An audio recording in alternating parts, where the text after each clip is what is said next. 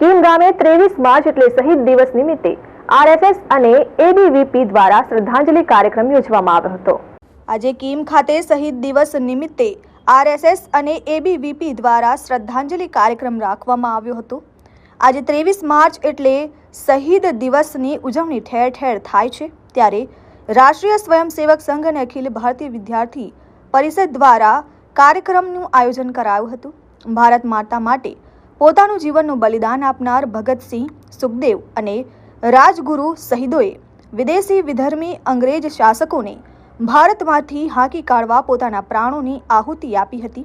ત્યારે અમર શહીદ ભગતસિંહ, સુખદેવ અને રાજગુરુના શહીદને શ્રદ્ધાંજલિ આપવામાં આવી હતી। દેશમાં તથા અન્યાય સામે બંધ પોકારી આજનો યુવાન દેશ દાજથી તેના પ્રાણ પણ માતૃભૂમિ માટે ન્યોછાવર કરી શકે તેવી ભાવના પ્રજ્વલિત કરાઈ હતી। જો કે દર વર્ષની જેમ આ વર્ષે પણ શ્રદ્ધાંજલિ કીમ ખાતે રાષ્ટ્રીય સ્વયંસેવક સંઘ અને અખિલ ભારતીય વિદ્યાર્થી પરિષદ દ્વારા આયોજન કરવામાં આવ્યું હતું, જેમાં રાજન વરિયા અને અજય રામાણી દ્વારા શહીદો વિશે વક્તવ્ય આપી યુવાનોનો જુસ્સો વધાર્યો હતો। વંદે માતરમ।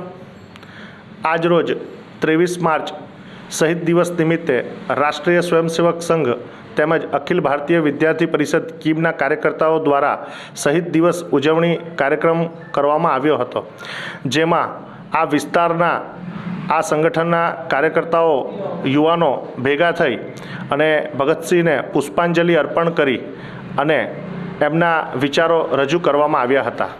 આજના યુવાને ભગતસિંહના જીવનમાંથી શું શીખવા જેવું છે એની ઉપર ચર્ચા કરવામાં આવી હતી અને આજના યુવાનોના આદર્શ ભગતસિંહ કેમ છે તે વિશે વાત કરવામાં આવી હતી।